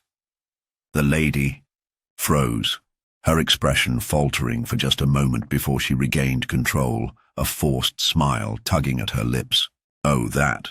It's nothing. A piece of old jewellery, long forgotten. It must have just slipped off." But Miss Marple's eyes didn't leave the earring. "You didn't seem surprised to see it," she said softly, not giving an inch. "Are you certain this isn't a reminder of something else? A past you'd rather not remember?" Lady Eleanor's lips tightened, but she didn't respond immediately. Instead, she turned away, her gaze shifting toward the study, where the scent of old paper and cigar smoke still lingered in the air. I don't see the point in dwelling on such trivial matters," she muttered, her voice low, almost defensive. But Miss Marple's gaze never wavered. She studied the lady's reaction with careful precision, noting the slight twitch in her fingers, the subtle shift in her posture. Something wasn't right. The earring, once thought lost, was now an anchor, a tangible connection to something that had been swept under the rug for years. As they moved deeper into the manor, Miss Marple continued to piece the puzzle together in her mind. The sudden reappearance of the earring seemed no coincidence. It was a clue, yes, but also a symbol. It was tied to the past, to the very heart of the Cavendish family's darkest secrets. Then, as she passed through the corridor leading to Lord Cavendish's private study, another detail caught her eye, a slight indentation in the carpet near the doorframe. It was almost invisible, but to someone accustomed to noticing small discrepancies, it was unmistakable. Someone had been through that door recently, and they had been careful, perhaps too careful, to avoid leaving traces of their presence. She motioned for Phelps to stop. "Inspect the doorframe, Inspector. Do you see the impression on the carpet?" He knelt beside her, his face hardening as he examined the area. "It's subtle, almost too subtle, but it's there." Miss Marple's mind clicked into place. The past wasn't just a distant memory. It was actively at play here, unfolding right before their eyes. The earring, the message, the careful steps taken to hide traces of someone's presence, it all tied back to one thing, a hidden connection that had been deliberately forgotten, erased from family history. The Cavendish family had tried to bury something, but someone had brought it all back. "That's it," Miss Marple whispered under her breath. "I see the pattern now." Phelps turned toward her, waiting for her explanation. "The earring," she continued, "wasn't just misplaced. It was left intentionally. It's meant to serve as a sign of something long forgotten but deeply relevant. And the indentation in the carpet. Someone's been back here, someone who knows the manor as well as the family itself." She paused for a moment, letting the realization settle. The Cavendish family didn't just have enemies. They've had a history of silent secrets, and someone is now exploiting those secrets for their own gain. Phelps looked at her, his expression a mix of awe and confusion. But who? And why? Miss Marple gave him a quiet, knowing smile. The why is simple. Power. The family holds wealth, influence and status, and someone is trying to reclaim what they believe is rightfully theirs. She stood up, her mind swirling with new possibilities. This was no longer just a case of a missing brooch or a vanished lord. It was a matter of unfinished business, a legacy of deceit and betrayal, stretching back generations. And as the pieces of the puzzle began to fit together, Miss Marple knew one thing with certainty. The case had taken an irreversible turn. The villain was closer than anyone realized, and they would not rest until everything that had been hidden for so long was brought into the light. Miss Marple stood in the grand study, a quiet storm of thoughts churning in her mind. The walls seemed to close in around her, the dim light of the fireplace flickering shadows against the wood-panelled walls. She was no longer just an observer. She was a part of the tangled web of this house.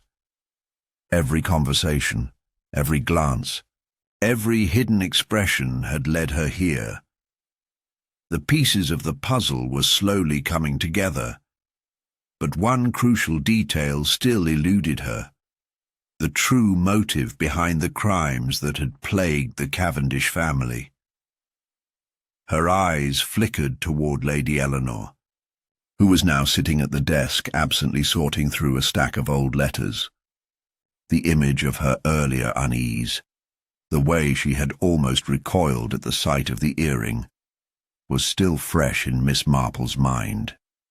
There was more to Eleanor than the haughty exterior suggested. Much more. Beneath the polished veneer, something darker simmered.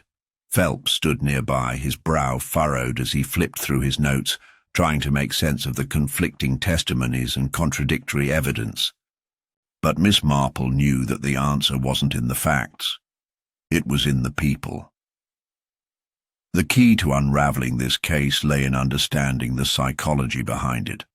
What drove someone to commit such heinous acts, and why did the Cavendish family's long-buried past continue to haunt them?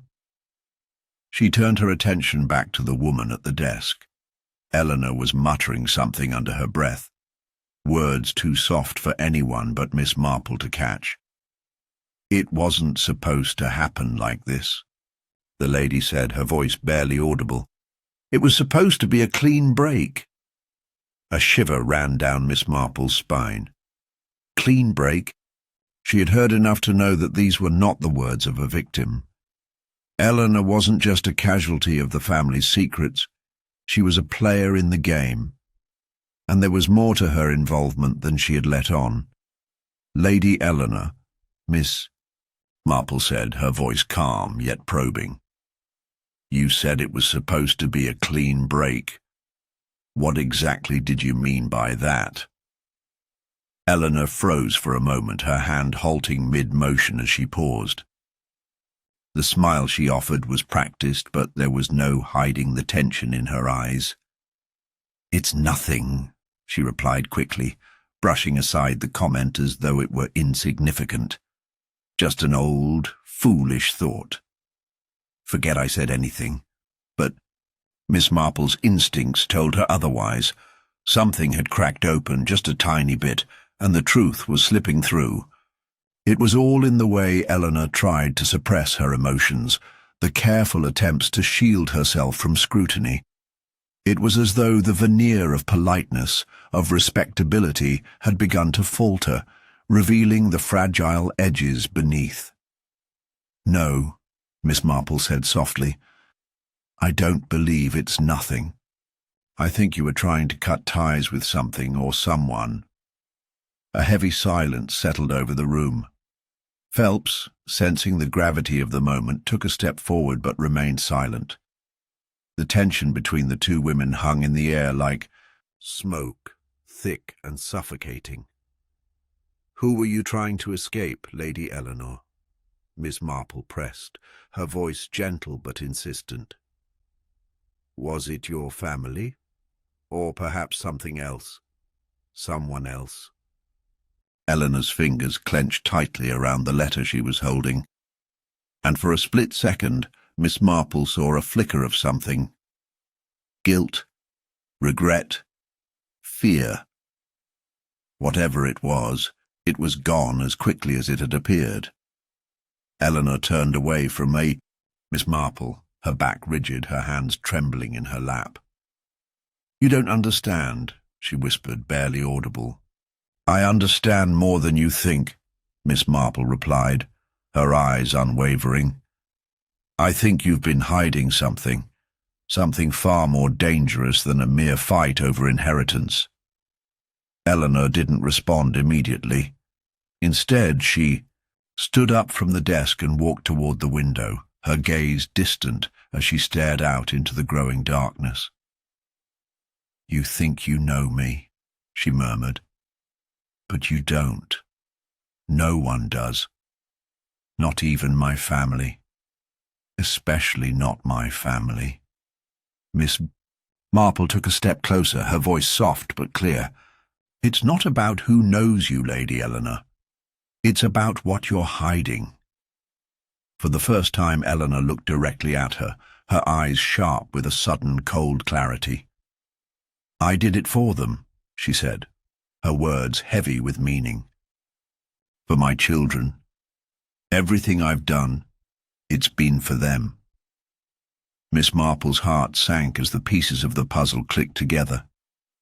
It wasn't just greed, revenge, or power. It was fear. Fear of the family's dark past, of the legacy that had been passed down to her children, a legacy that she had been desperate to escape. And now, in trying to break free from the shackles of that history, Eleanor had inadvertently dug herself deeper into the hole. "What do you mean?" Phelps asked, his voice low as he stepped forward. "What does your family's past have to do with all this?" Eleanor's eyes welled with tears, but she quickly blinked them away, her face hardening again. "You don't know the truth," she said bitterly. "None of you do. My grandfather, he did things, terrible things, things no one ever spoke of, not even when he was alive. But I saw them. I knew what he was. And when I married Henry, I thought I could escape it all. I thought I could protect my children from the same fate." Miss Marple felt a chill settle over her. She understood now. Eleanor's actions, her desperation to sever herself from the past, had come from a place of deep, unresolved trauma. Her grandfather's sins were alive in her blood, and the fear of passing them on to her children had haunted her every waking moment. "I tried to shield them," Eleanor continued, her voice breaking. "I thought I could control it. But when Lord Cavendish started digging into the family's history, when he started asking questions, I knew it was only a matter of time before the truth came out. And when it did, my children would be just like him, just like my grandfather." The pieces finally clicked into place for Miss Marple. The murders, the deception, the manipulation. It wasn't just about power or money. It was about breaking free from a monstrous legacy. Eleanor had been trying to rewrite her family's history, even if it meant burying her own soul in the process. She had gone to extreme lengths to protect her children, convinced that the only way to do so was to destroy anyone who stood in the way of her vision. But the question remained. Who had she been willing to sacrifice to protect that vision? And how far had she gone to cover her tracks? "Lady Eleanor," Miss Marple said softly, "I think you've been running from something far worse than your grandfather's legacy. You've been running from the truth about yourself." The wind outside howled as the storm grew fiercer, rattling the windows of the grand estate. In the heavy silence of the study, Miss Marple stood still, her hands folded neatly in front of her. The final pieces of the puzzle had fallen into place. She knew who was responsible for the crimes and why, but there was one last step to take: the confrontation. The trap had been set, and now it was time for the culprit to step into it. Lady Eleanor's confession had been the key, but it wasn't the whole story. Beneath her fear of repeating her grandfather's mistakes, there was something darker, something more personal. She had believed that by controlling the legacy of the Cavendish family, she could shield her children from the horrors of their past. But she had underestimated the lengths to which the human mind would go to protect its own guilt. Miss Marple knew the game was almost over, but she wasn't quite sure who would be the last to fall into place. Would Eleanor break under the pressure and confess everything? Or would another force work against her, another shadow that had lingered in the corners of this house? unseen and unnoticed until now. She had watched the suspects carefully, each one a potential player in this complex web of lies. Phelps had his own theories, as did the others, but Miss Marple had always trusted her instincts. It was time to use them. The door to the study creaked open, and Phelps entered, his face drawn with worry.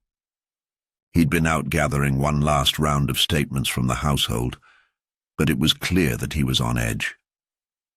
"Miss Marple," he said quietly, his voice strained. "There's something I don't understand. You've learned something important, I suspect," Miss Marple replied, not looking at him, but continuing to gaze out at the storm through the window. "I have too. The truth is a slippery thing, Mr. Phelps, and like all truths, it has a way of coming to the surface when we least expect it." Phelps narrowed his eyes, but before he could speak, the door opened again. This time it was Eleanor, her face pale and her hands trembling. Her once aloof demeanor had cracked entirely, leaving only a nervous woman who seemed to realize the end was near. "Miss Marple," she said in a voice that barely held together, "I know you've figured it out. But please, please, I beg of you, don't take everything from me. My children, my family, don't worry, Lady Eleanor," Miss Marple said softly, turning toward her now. "I'm not here to take anything from you. The truth will speak for itself." Eleanor's gaze darted between Miss Marple and Phelps, her lips trembling as though she were about to speak. But nothing came out at first. She took a step forward, then another, and the tension in the room seemed to grow unbearable, as if it were all going to unravel at any moment. "Please don't make this harder than it needs to be," Eleanor whispered. "You don't know what it's like, living in the shadow of something so much darker than anyone could imagine. I had to protect them. I had to." The desperation in her voice was genuine, but Miss Marple's eyes never left her face. "You've been protecting them, Lady Eleanor, or protecting yourself. Your family was never in danger, was it? Not from the past, not from your grandfather. You've been running from your own guilt, your own fear of what you've become." For a moment, Eleanor said nothing. The words Miss Marple had spoken were like daggers, piercing through her carefully constructed facade. She seemed to shrink before them, as though the walls of her own mind were closing in. "Do you know what you've done?" Miss Marple continued, her voice calm and steady. "You killed him, didn't you, Lord Cavendish? You did it to protect your secret, your fear of what he might uncover. It wasn't just about him asking questions. It was about what he knew and what you thought he would do with that knowledge." Eleanor swallowed hard, her face contorting, with a mixture of anger and fear. "You don't understand. I couldn't let him ruin everything. If he knew the truth, if he ever knew the full extent of what my grandfather did, what I had to do to keep my children safe." Her voice faltered, and she began to back away from Miss Marple, her eyes wild with panic. "No, you can't." "You can't say it." "I'm not the one saying it," Miss Marple replied softly. "You already have, Lady Eleanor, and I'm afraid your attempts to protect them have only led to more tragedy." Eleanor's breath came in ragged gasps, her eyes darting around as if she were looking for a way out. But Miss Marple was already ahead of her, her calm demeanor never wavering. "You've played a dangerous game, Eleanor, and now the pieces are falling into place." Miss Marple's eyes narrowed as she watched the woman, her mind already calculating the final moments. The trap had been set, and the evidence was overwhelming. You killed Lord Cavendish, not only to protect your children, but to ensure that no one could ever learn the truth about your family, your legacy. It wasn't just your grandfather's crimes you feared, was it? It was your own. At that moment, Eleanor's gaze shifted sharply to the door. In a single, desperate movement, she darted toward the hallway, her eyes wild with fear. But before she could make her escape, Miss Marple was already there, her calm, measured voice cutting through the chaos. "It's over, Eleanor. You can't run from it anymore. You can't outrun the past." Phelps, his hand still on his notepad, stepped forward with a quiet sense of resolve. He had watched the scene unfold, his hand twitching toward the door, but now there was no place to hide. Eleanor had nowhere to go. In the stillness of the moment, the reality of what had happened seemed to settle over them all. The final confrontation had arrived. Eleanor was trapped by her own fears, her own guilt, and her desperate desire to shield her family from the truth. But there was no more running, no more deception. The truth, in all its unyielding power, had finally caught up with her. Eleanor stopped, her breath coming in shallow bursts. "I never meant for it to go this far," she whispered, her voice cracking. "But I couldn't let him take them from me." Miss Marple stepped closer, her gaze steady. "I know, Lady Eleanor, but you've done enough damage. The only way to stop the cycle of fear, of lies, is to face the truth." The weight of the words hung in the air like the last fading echoes of a storm, and in that moment, the mystery was solved. The storm outside had long since passed, leaving the estate in a strange, almost eerie stillness. The final act had unfolded with a clarity that Miss Marple had anticipated. Yet as the dust settled, she couldn't shake the feeling that something still lingered, an unseen shadow in the corner of her mind. She had dealt with Eleanor, had listened to the desperate confession, and had seen the broken woman finally surrender to the truth. It seemed so neat, so final. But there was an odd quiet in the room as the last few moments stretched on, a stillness that Miss Marple knew too well. When a case appeared to be resolved too easily, it was often the calm before the real storm. She didn't voice her misgivings immediately. She had learned over the years to trust her instincts, but also to wait for the inevitable unraveling of certainty. It was Phelps who spoke first, though his words were hesitant, uncertain. "So it's over then. Eleanor's confession. That's the end of it." Miss Marple's gaze drifted from Eleanor, who sat in a chair with her hands clasped tightly in her lap, still trembling with the weight of what she had admitted. The detective's mind was still turning, combing through the details one more time. "I think you're right, Phelps. Eleanor's confession is a crucial piece. But sometimes a puzzle has more pieces than we can see." "I don't understand," Phelps said, furrowing his brow. "She confessed to everything. The murder, the cover-up. It fits. What more could there be?" "That's exactly it," Miss Marple replied, her tone distant. "It fits too neatly. There's always more than what meets the eye, Mr. Phelps. I've seen it far too many times before." Just as she was about to continue, Eleanor's voice broke in, quiet but urgent.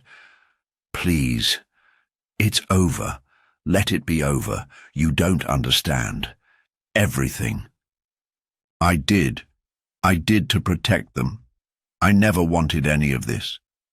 Miss Marple turned to her, her expression unreadable. "You did protect them in your own way, but there are others who still need to be held accountable." The tension in the room was palpable, and for a moment Miss Marple's thoughts were a whirl of contradictions. She had confronted Eleanor, she had seen the guilt, the fear, everything had been leading to this moment. Yet something still gnawed at the edges of her certainty. There was a flicker, a shift that only she seemed to notice. It was then that the sound of hurried footsteps echoed through the hall, startling them all. The door to the study burst open, and a familiar face appeared in the doorway. Detective Phelps' assistant, a young man named Wallace, his face flushed with panic. "Miss Marple," Wallace panted, his voice trembling. "There's something you need to see. It's about the brooch, the emerald brooch. It's gone." The words hit like a thunderclap, sending a ripple of confusion through the room. Eleanor's eyes widened in disbelief. "What do you mean, gone?" she asked sharply, her voice rising in alarm. "What do you mean by that?" Wallace stepped forward, looking both frightened and guilty. "It's missing from the evidence room. I don't know how, but the brooch is gone. It was right there, on the table. But now it's gone." Miss Marple's eyes narrowed, her mind racing. The brooch had always been a critical piece of the puzzle, the symbolic thread connecting the murder to Eleanor's grandfather's legacy, and now its sudden disappearance felt like a deliberate act. But by whom? She glanced at Phelps, who was already moving to the door, his face a mask of concern. "I'll have the men search every corner of the house," he said, his voice tight with frustration. "It has to be here somewhere." "No," Miss Marple interjected sharply, her calm voice cutting through the panic. "It's not here. The brooch was never meant to be found by us. It was always part of something far more elaborate.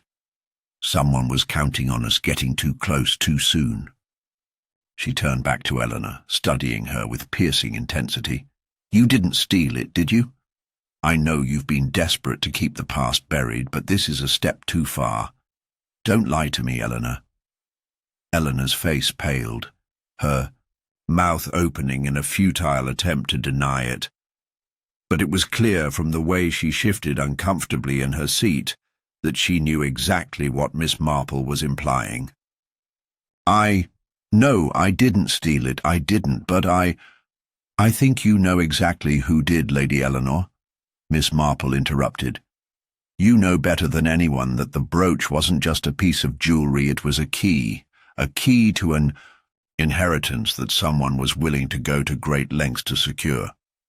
A key to the truth you tried so hard to hide." At that moment, a deeper realization began to form in Miss Marple's mind, one that made her pulse quicken with the understanding of just how tangled this case truly was. The brooch wasn't just a symbol of the Cavendish family's sordid past. It was a key to a greater, more dangerous scheme, one that someone had been orchestrating from the very beginning. Eleanor's face crumpled as the truth seemed to dawn on her. "I didn't know," she whispered. "I didn't know they'd go that far, but I had to protect my children. I had to protect them from the legacy, from everything." Miss Marple's eyes flickered toward Phelps, who had returned to the room, his expression grim. "There's more to this than you realize, Phelps. It's not just about Eleanor's actions. This goes back further, much further." Phelps hesitated, then gave a curt nod. "You're right. The brooch. We've been looking at the wrong things. We've been focusing on the wrong person." Miss Marple straightened, the realization finally clicking into place. She had overlooked something crucial in the puzzle, a missing person, someone who had remained in the background, but had been key to everything all along. And just as she thought she was closing in on the solution, the real mastermind had managed to slip away right under her nose. "Phelps," she said quietly. "I know who did it. It wasn't Eleanor. It was never Eleanor." The detective's heart raced as the final twist of the case revealed itself, the pieces of the puzzle clicking into place in a way that no one could have predicted. The true mastermind was someone far closer to the investigation than they had ever realized. Someone who had been manipulating the events from the start, always staying just a step ahead. And Miss Marple knew that in the end, this revelation would change everything. The tension in the room was palpable as Miss Marple's gaze flickered from Eleanor to Phelps. The silence between them was heavy, each second stretching longer than the last. The walls seemed to close in, the atmosphere thick with the weight of secrets finally bubbling to the surface. Eleanor, who had once appeared so confident in her confessions, now seemed smaller, her shoulders hunched, as though the very truth she had clung to was slipping away. She had been a pawn in a game far more intricate than she had understood. And it wasn't until the brooch had vanished, until the pieces of the puzzle had scattered, that she realized just how little control she had over the situation. Miss Marple moved toward the window, her eyes scanning the sprawling estate outside. It wasn't a moment of contemplation, but of understanding. She saw the landscape, the connections, the hidden details that had eluded everyone else. She was, after all, a master of observation, not of the obvious, but of the unnoticed, the things no one thought to examine twice. Her voice was soft but sharp, cutting through the tension. The brooch was never the key to the case, Phelps. It was just a symbol, a red herring. What mattered was the one person who had everything to gain from its disappearance, and that person wasn't Eleanor. Phelps looked confused, still not seeing the full picture. But Eleanor was involved. She confessed. How could we ignore that? Because Eleanor's confession was too perfect, too rehearsed, Miss Marple replied, her voice now steady, with certainty. She knew she was being watched. She had the perfect motive, sure. The inheritance, the fear of losing her children's future. But there was one thing she didn't account for: the way others would use her fear. "Are you saying someone manipulated her?" Phelps asked, his voice tinged with disbelief. Precisely. Someone knew that Eleanor, under pressure, would break. Someone knew she would act out of fear, and that fear would cloud her judgment. But there was another person in this house, someone far closer to the family than they ever realized, who was pulling the strings. Phelps shifted uncomfortably, beginning to piece things together, though still not fully grasping the scope of what Miss Marple was saying. She continued, her eyes hardening as she turned back toward him. It wasn't just about money or the brooch, or even revenge. It was about power, about controlling the Cavendish legacy, and the person who understood that most was the one who stood to inherit it all, without lifting a finger. A chill ran through the room as the realization dawned on Phelps. "You mean—" His voice faltered as he turned to face Eleanor. "It was not you." Miss Marple's lips curled into a faint smile. "No, Phelps. It was Lady Margaret Cavendish." Eleanor's own mother.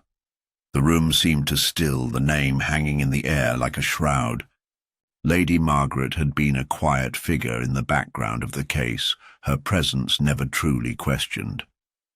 A woman of the old aristocracy, seemingly content to live in the shadow of her daughter's life. But Miss Marple had seen something in her, an underlying bitterness, an impatience with the slow decay of family fortune. The sudden shift in the air was palpable. Eleanor's face went pale as she absorbed the revelation. "Mother," she whispered, as if the idea was inconceivable. No, she wouldn't. But Miss Marple was relentless in her certainty. Lady Margaret had the perfect opportunity. She knew Eleanor's weaknesses, her fears. She also knew that if she waited long enough, the brooch, the key to the inheritance, would return to her. If Eleanor were to be implicated in a crime, all she needed to do was push her daughter far enough, make her believe she had no other choice but to protect her children. But why? Phelps asked, his brow furrowing. Why go to such lengths? What would she gain? Everything, Miss Marple replied. Lady Margaret was always a step behind in the race for control. But with Eleanor's actions, with her confession, she knew she could position herself as the one person who could save the family legacy, allowing her to claim control of it all. And the brooch, once gone, would be the final piece to her claim. Eleanor's eyes widened in horror. But she did all of this? Her voice cracked, the truth finally overwhelming her. Yes, Miss Marple said, nodding.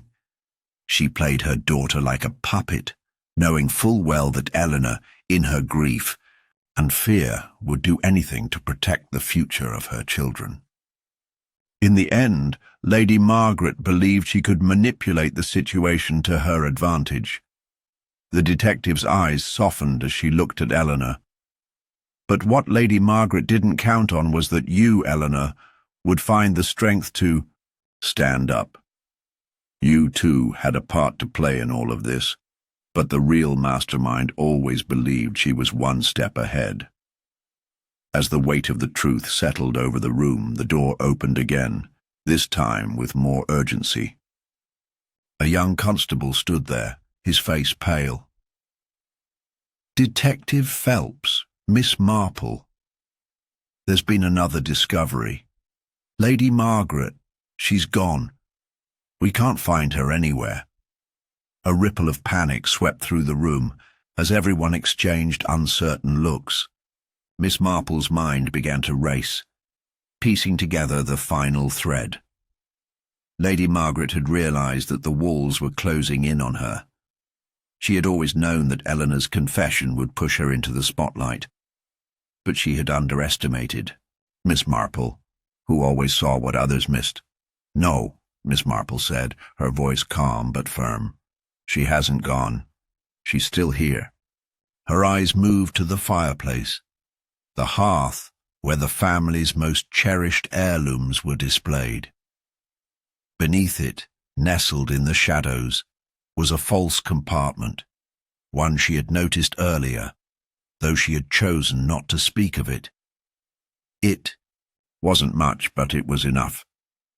It was where the brooch had been hidden, waiting for the perfect moment to resurface. The constable rushed to the fireplace, his movements frantic, and after a few moments he pulled out a small hidden box. Inside, nestled carefully among velvet padding, was the brooch, the emerald that had been the symbol of so much suffering. But there was something else. Tucked behind the brooch, as though deliberately placed there for a final flourish, was a letter. It was addressed to Eleanor, written in Lady Margaret's unmistakable script. Eleanor, the letter began, you were always too soft. You never understood the true cost of our legacy, but I've fixed it all. The brooch is safe with me. The family is safe with me. You'll thank me one day, even if you don't understand it now. The final line sent a chill through the room. I've secured everything.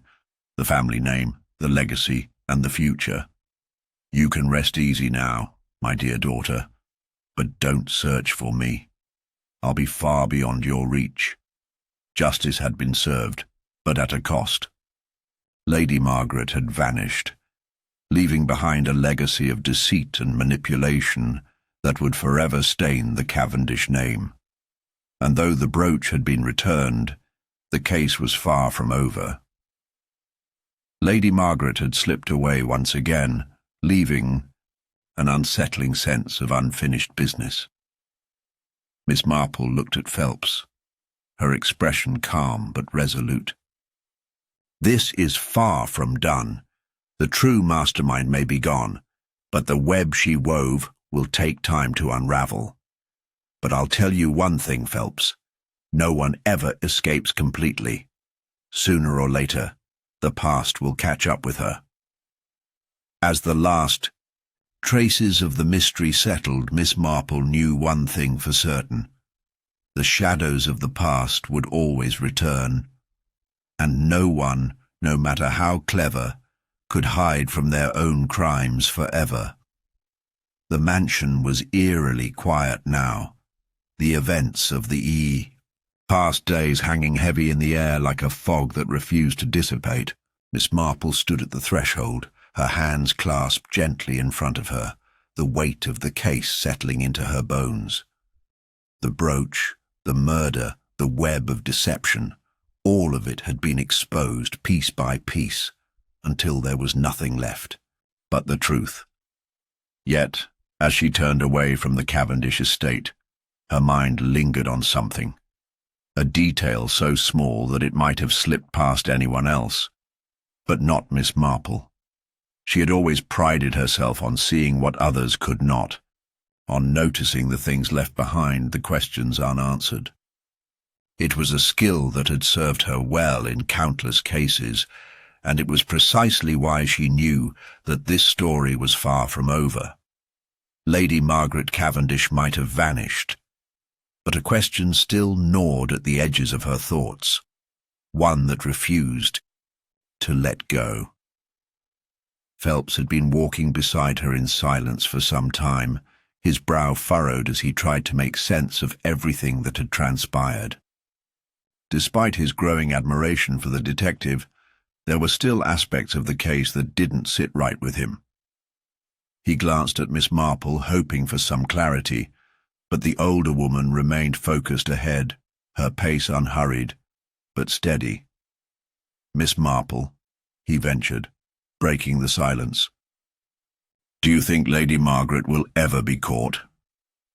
Miss Marple's gaze remained fixed on the road ahead. "I doubt it, Phelps. Some people leave no trace behind, not even a whisper in the wind. They slip away, as if they were never there at all." "But you still believe she's out there?" he pressed, though he already knew the answer. The detective nodded. "I do. It's in her nature, you see. Lady Margaret was never just interested in the money or the power. She craved control, the kind that could never be taken from her. She would never let her plan be undone, not by anyone. She's too clever for that." The constable fell quiet, his thoughts swirling. There was something about Miss Marple's demeanour that always made him feel like he was being gently led toward a conclusion, even when that conclusion didn't feel quite right. He didn't understand it, but he trusted her. As they neared the car, parked just at the edge of the estate's long driveway, Miss Marple paused. Her eyes narrowed slightly as she looked back at the mansion, as if she were seeing it for the first time. Phelps followed her gaze, but there was nothing unusual. No sign of life in the windows, no movement from the servants' quarters. Yet Miss Marple wasn't looking at the house. She was looking at something else, something that had caught her attention only a moment before. "I don't know why I didn't see it earlier," she murmured. Her voice was soft, almost to herself, but Phelps heard the undertone of realization in it. There was something, a pattern. In all the chaos, I missed it. Phelps turned to her, a question on his lips. But before he could ask, Miss Marple continued, her voice distant, her thoughts clearly far away. The brooch was the key, yes. But Lady Margaret wasn't the only one involved. There's someone else, someone whose name never came up. Not once in all the interviews, not even in passing. And yet they were always there, just beneath the surface. Her eyes snapped back to him. Phelps, we've been looking at the wrong person. The real culprit isn't Lady Margaret. It's someone far closer to home. He blinked, stunned. You mean Eleanor?